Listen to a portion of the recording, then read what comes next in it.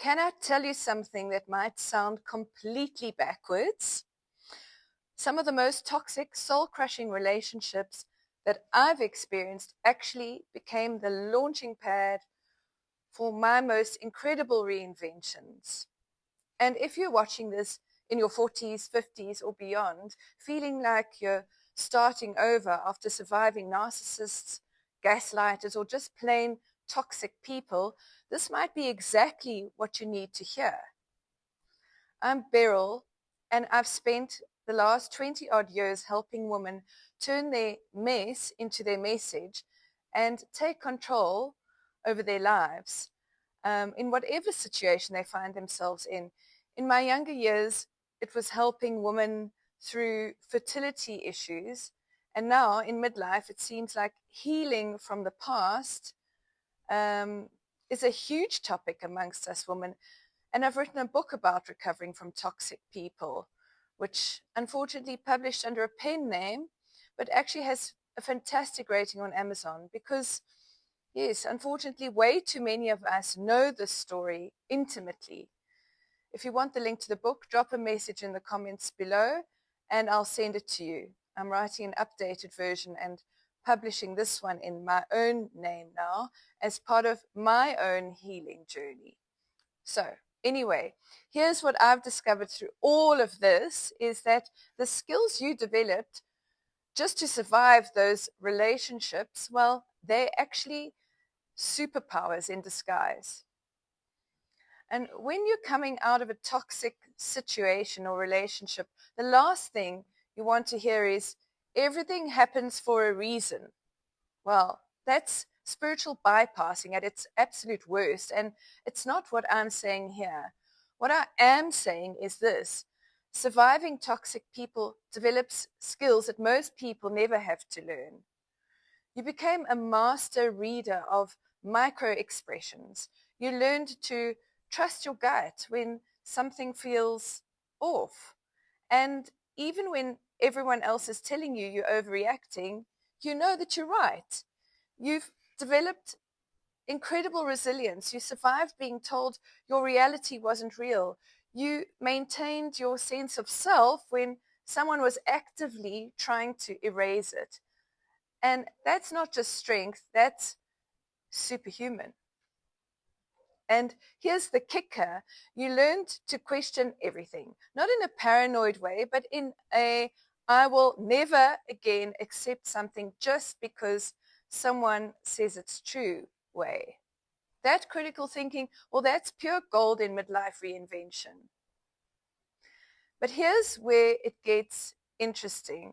All of those survival skills that you developed, well, they're exactly what you need for successful reinvention. Most people hit midlife and panic because they don't know who they are anymore.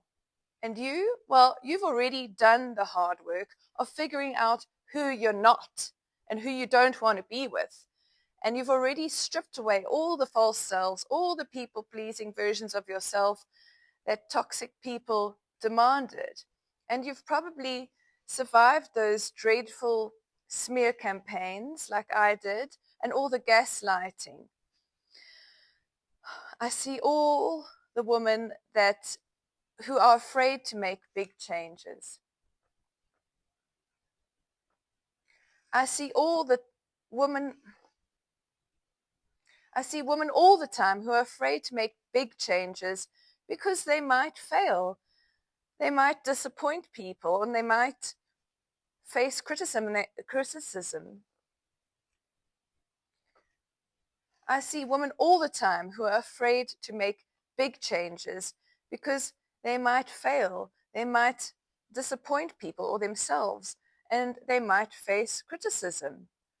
But you've already survived the worst criticism possible, the kind that came from someone who was supposed to love you. Well, that's external criticism. That's nothing compared to what you've already weathered. You know what boundaries are because you've learned the hard way what happens when you don't have them.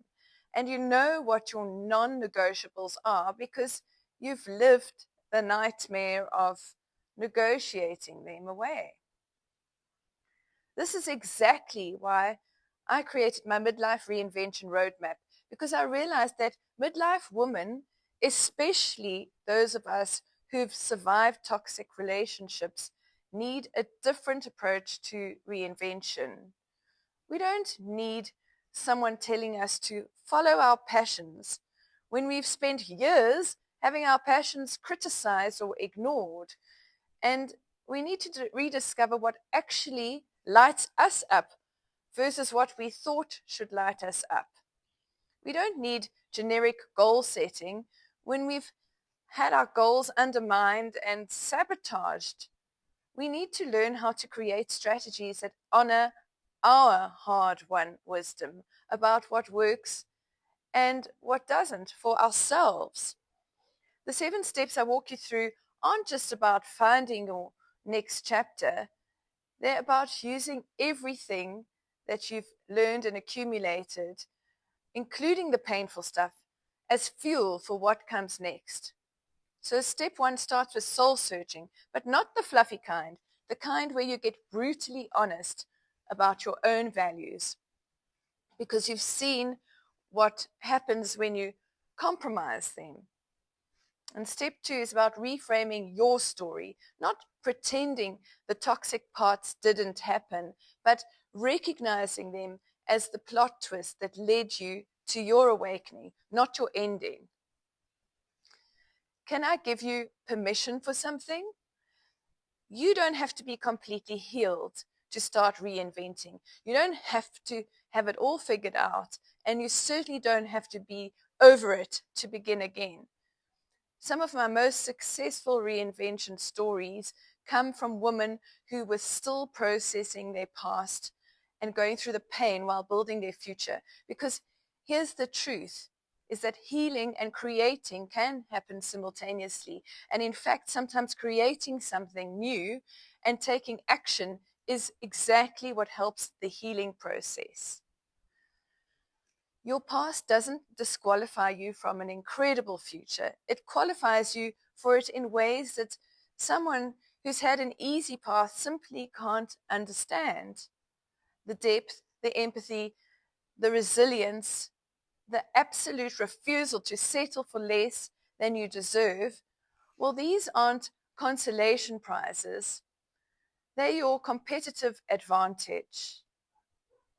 If this resonates with you, if you're ready to stop seeing your past as something to overcome and start seeing it as something that actually prepared you, I want to help. The link to my Midlife Reinvention Roadmap is in the description below. It's specifically designed for women who've experienced the good, the bad, and the ugly of life, learned some hard lessons, and are ready to use all of it as fuel for what's next.